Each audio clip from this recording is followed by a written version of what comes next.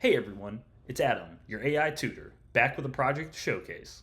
Today, we are going to be looking at how to deploy an outbound call agent to help grow your business. Today's lesson will show you how to integrate VAPI Outbound with Google Sheets and MCP servers for managing Google Calendars with customers in different time zones. We also look at how to transfer calls to live agents for hot leads. If this sounds good to you, stick around. And for those of you who are new here, if you find value in these videos, please like and subscribe.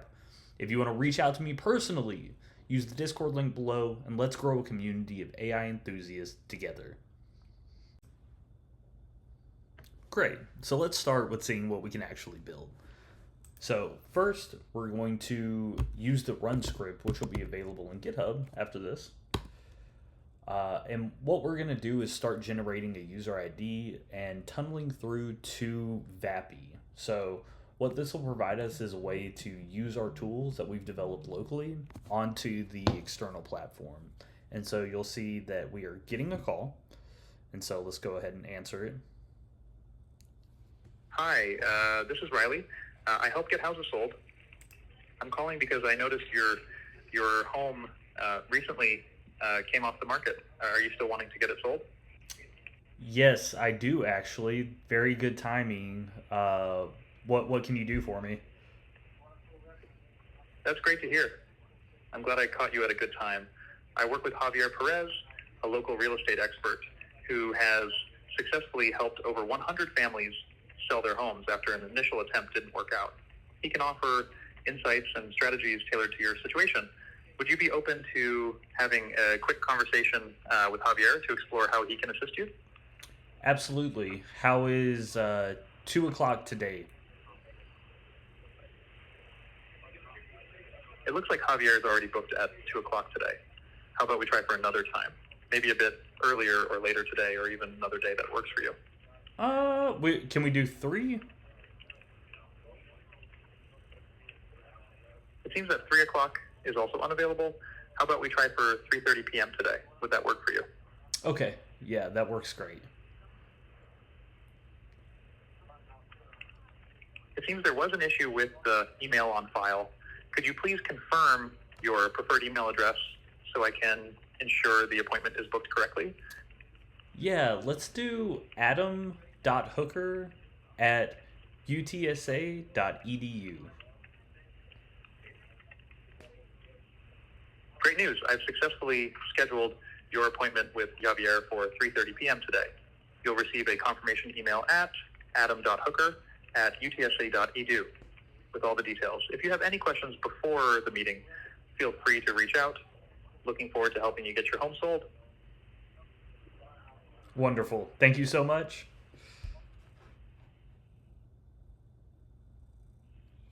You're very welcome. Have a great time. Now, let's go over what just happened. So, first, we provided a phone number to our outbound agent to be able to call and then interact with a potential customer, being me in this scenario. During the call, we were able to check the realtor's calendar, and then we were able to see that, hey, there is currently a booking at the time that the potential customer is wanting to book, which was 2 o'clock in this example. And the agent was able to, on the fly, check the calendar, and then we even provided a 15-minute buffer zone. So we saw that it was able to check the time, provide a buffer zone, and then schedule outside of that. So even though we didn't explicitly have something booked at 3 o'clock, the agent knew that we don't want to have directly back-to-back meetings. Now, let's go over the information that AI captured from the call itself. So, first, in the first column, this is something that was actually generated externally from the call. This is going to be a unique ID that was generated, in this case, in Python, to manage customers. And so, based on the customer name or email, we can actually start generating unique customer IDs to help manage various calls on different time frames. Outside of that, we actually had an AI go through and then start capturing metrics such as whether or not the party was interested in selling their house, or what the summary, the meeting notes were, Was there an appointment booked? Was the customer upset? These sort of things are going to be captured from the AI. Let's go over VAPI. This is what we're going to use to actually manage our agent. On the back end here, we're going to be able to switch out different language models, different speech to text models, different personas, different tooling that we can make available to the agent to serve our needs. And so to start, we're going to actually open the dashboard where you'll be able to create an account. I've already gone through and set that up. And so you'll just need to go through. It's a really simple sign up process. So just sign up and then you'll be able to come here. We're going to start by going to the Assistant tab. Now, I know some of this can look kind of overwhelming at first, but we're going to break it down, make it very simple, and give you the key kind of tabs and areas that you need to go through to be able to create your agent and get it to perform in a way that you want. So with the Assistant, we get this first one. We're going to name it Riley. You can name it whatever you want. There are some key points here that we want to pay attention to. So we have different providers that we're able to use, and then different models, and there will be different latencies and different costs associated with them. And so you'll see the different services that we use, then it'll aggregate up to a cost per minute. And so right now, for every minute that we have, the way we have our system set up, it's going to be 12 cents. And we'll see that comes out of the pay-as-you-go credits that we have available. When you first start, you have $10. And so I've refilled this one time, and I've been developing on it for weeks. And so what we have, so additionally, we're going to have this first message mode. And so we can either wait for users to speak first, or we can have our AI agent speak first. This is really up to you. This is a design choice for how you feel best represents your business. I chose to have the assistant speak first. I kind of like how that works. I feel like whenever I get calls from AI bots or whatever, that I don't like having to speak first. I feel like it's kind of weird. So here we also have a deterministic first message that we can have the AI agent go through. That way we're not having it generate something right off the bat that we're not sure of.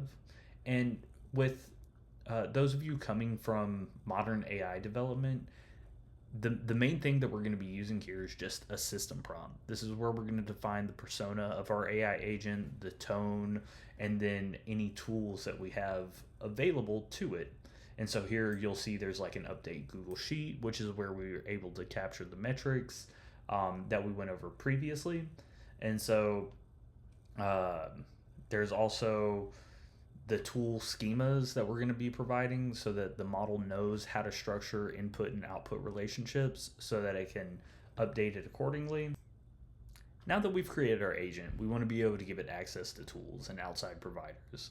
So first, we're going to go over to these three dots, say more, integrations, and then we're going to find the provider that we want to make available to our agent. So in this case, for our example, we're going to go through adding Google Sheets as a way to export data from the call. So we're going to scroll down and find Google Sheets under Tool Provider. We're going to click, and then we can add our account on there. And so once you have your tool connected, we can actually go back to the Tools tab. And then in this case, we're using our Google Sheet, which was added here. Google Sheet. I've already done that, so we're going to look at the one that I've already created. Give it a tool name. This is how you're going to access it in the system prompt of your agent. And then give it a good description. The description is going to be the primary way the agent knows how to access it and when to access it. And so, for example, here I tell it, update this Google Sheet CRM for customers, and then fill only these columns in this exact order. Here are the columns of the Google Sheet. First, when developing MCP servers, we want to ask ourselves one thing. What capability should our AI agent have? In this case, we want two things. First, to be able to check the availability of the realtor. In this case, we will be using Google Calendar. And then we want to actually book a meeting on that calendar if there's availability and it works with the customer. While I'm not going to go over full MCP server integrations, if you think I should make a video, leave a comment down below.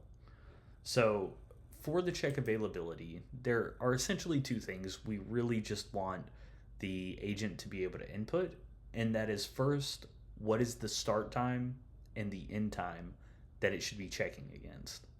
So we would like a list of all available slots between the start and end time. Next, we want to have it book a meeting. One final note on MCP servers. To actually make it available from our personal machine to the VAPI assistant, we're going to need to host it locally, tunnel through to an actual URL, and then make it available to that VAPI agent. And so to do that, when we create our MCP tool, which again is just done here, we will copy the URL that's produced and we will append the /MCP on there. And so the way we create that tunnel here is we use ngrok, and you can see here, this is where we're getting that URL. Thanks for those who stuck around. Can't wait to see you in the future. Leave a like and subscribe, and let me know what I should do next. Thanks.